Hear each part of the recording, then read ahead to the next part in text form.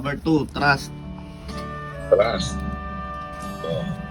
Eh, isipin mo yun, ang anghel, nagpahayag lang sa kanya sa panaginip. No? Mm. Sa panaginip lang nagpahayag, pero nagtiwala siya doon. Hindi nagmamali yung pagtitiwala niya sa Diyos. Kaya siya pinagpala eh.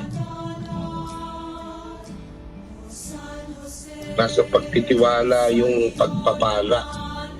Dahil si Jesus, sabi sa banal na kasulatan, hindi gumawa ng himala kasi sa mga bayan na hindi naniwala sa kanya dahil sa kakulangan ng kanilang pananampalataya. Nakita mo ba? Bakit may pagpapala? Nasa pagtitiwala. Pananalig. Kahit na hindi pinagkaloob ng Diyos yung hinihingi mo, yung pagtitiwala mo hindi natitinag. Unshakable faith. Yung si Jose, hindi natitinag. Kahit na merong mga tao humihingi ng himala na gumaling. Kamukha ni Katiko, hindi naman gumaling, namatay. Pero natinag ba yung pananalig namin sa Diyos? Hindi.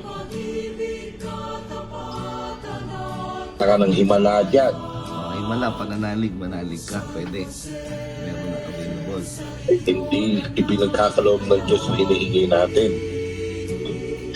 Hindi tayo titigil ng pananalig sa Kanya. May mga tao, pag hindi ibinigay, pinagdududahan yung kapangyarihan ng Diyos, di na nagsisimba.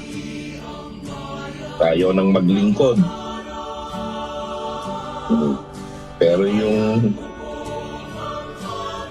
choir nyo, kahit anong mangyari, nandiyan pa rin kahit na bungi na. Kumbaga sa ngipin, matanda na eh. Yung iba, postiso na lang eh. Postiso na yung nilagay eh. Kaya, mabuti na po, postisuhan pa yung choir nyo. O hindi, bungal na yan.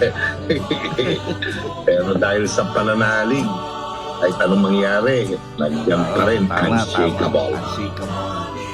Kahit sinesermo ka ng pariling-linggo. Yes, amen. Hindi natitinag. Ang sumunod,